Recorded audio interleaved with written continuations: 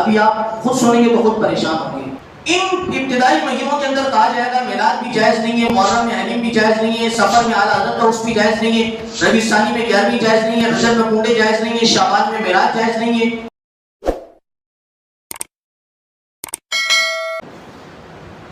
جنہوں نے ابھی حضور کے میلاد سے منع کرنا ہے ان کا یہ خالی ربیع الاول کا طریقہ نہیں ہے. ابھی آپ خود سنیں گے تو خود پریشان ہوں گے. محرم آتا ہے تو وہ امام حسین کی نیاز پہ اعتراض کرتے ہیں. ٹھیک ہے، امام حسین کوئی بھی نہیں فلانا نہیں مانگا، یہ اس چیز سے منع کرتے ہیں. سفر آتا ہے سال کا دوسرا مہینہ اسلامی، اعلیٰ حضرت کا انکار کرتے ہیں، داتا گنج بخش کا انکار کرتے ہیں. ربیع الاول آتے ہیں تیسرا مہینہ تو میلاد کا انکار کرتے ہیں. ربیع ثانی آتا ہے تو 11ویں شریف بزرگوں سے عادت کا انکار کر لیتے ہیں. اس کے بعد چلتے رہے جماعت اول جماعت ثانی یہ چھٹی پہ ہوتے ہیں. اس کے بعد آ گیا رجب، پھر کنڈوں کا انکار ہو جاتا ہے. پھر اس کے بعد شعبان آ گیا، پھر وہ شب معراج کا انکار ہو جاتا ہے. اب جناب رہ گئے 4 مہینے، رمضان، شوال، ذوالقعدہ اور ذوالحج، یہی 4 مہینے رہ گئے اسلام. ان ابتدائی مہینوں کے اندر کہا جائے گا میلاد بھی جائز نہیں ہے، محرم میں حلیم بھی جائز نہیں ہے، سفر میں اعلیٰ حضرت عرس بھی جائز نہیں ہے، ربیع ثانی میں 11ویں جائز نہیں ہے، رجب میں کنڈے جائز نہیں ہے، شعبان میں معراج جائز نہیں ہے. کچھ بھی نہیں، صرف اللہ سے مانگنا چاہیے، اس کے علاوہ کس سے مانگنا نہیں چاہیے. بات تو یہ ٹھیک ہے، یہ تو ہم بھی کہتے ہیں. لیکن جب یہ آخری 4 مہینے آتے ہیں نا، رمضان، شوال، ذوالقعدہ اور ذوالحج، اس میں یہ ساری باتیں بھول جاتے ہیں. اس میں نہیں کہتے کہ خدا سے مانگنا چاہیے بس. کیوں؟ کیونکہ رمضان آ گیا، اب زکات لینے کا ٹائم آ گیا، اب فطرانے کا ٹائم آ گیا، اور اب لوگوں سے مال لینے کا ٹائم آ گیا. رمضان میں اللہ سے صرف مانگو، اس کے علاوہ کسی سے نہیں مانگو، یہ دکان بند ہو جاتی ہے. شوال میں بھی بند، ذوالقعدہ میں بھی بند.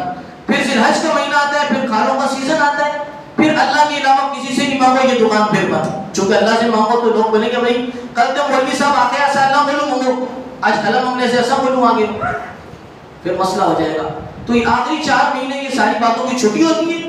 ابتدائی جو مہینے آتے ہیں اس کے اندر ان ساری باتوں کا انکار ہوتا ہے. تو یہ کون سا اسلام ہے عزیزان گرامی؟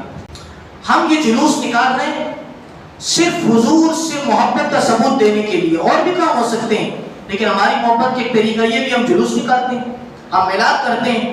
تو یہ جلوس نکالنا حضور کی محبت کی وجہ سے. اگر کوئی کہے یہ بدعت ہے، ناجائز ہے، ہمیں اس کی بات سننے کی ضرورت نہیں ہے، نہ ہمیں اس کے فتووں کی ضرورت ہے. اس لیے جب مولانا فضل الرحمان مریم نواز کو لے کر کراچی سے اسلام آباد تک جا سکتا ہے، وہ جلوس اگر جائز ہو سکتا ہے تو حضور کا میلاد کیوں نہیں جائز ہو سکتا؟ اگر یہاں سے لے کر اسلام آباد تک کالے اور سفید جھنڈے جمعیت کے چل سکتے ہیں، ہمیں کوئی اعتراض نہیں. جب وہ جھنڈے چل سکتے ہیں تو میلاد میں ہرا جھنڈا حضور کی آمد پر کیوں نہیں لہرایا جا سکتا؟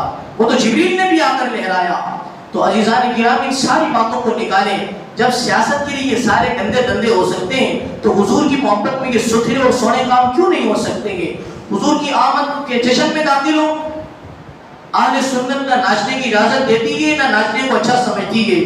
کوئی ناچنے کی ضرورت نہیں ہے، اور مجھے آپ سے امید بھی یہی ہے کہ ہمیشہ آپ نے ایسا کام کیا بھی نہیں ہے اور کریں گے بھی نہیں. کچھ انہی کے لوگ داخل ہو جاتے ہیں، خام کا ناچتے ہیں، پھر ویڈیو وائرل ہو جاتی ہے، دیکھو یہ تو ناچ رہے تھے. حقیقت میں ہمارے لوگ نہیں ہوتے. جس طرح مزار میں یہ لوگ جا کر سجدہ کر کے فوٹو کھنچوا دیتے ہیں، اسی طرح جلوس میں بھی یہی لوگ ناچ کر جلوس کو خراب کرنا چاہتے ہیں.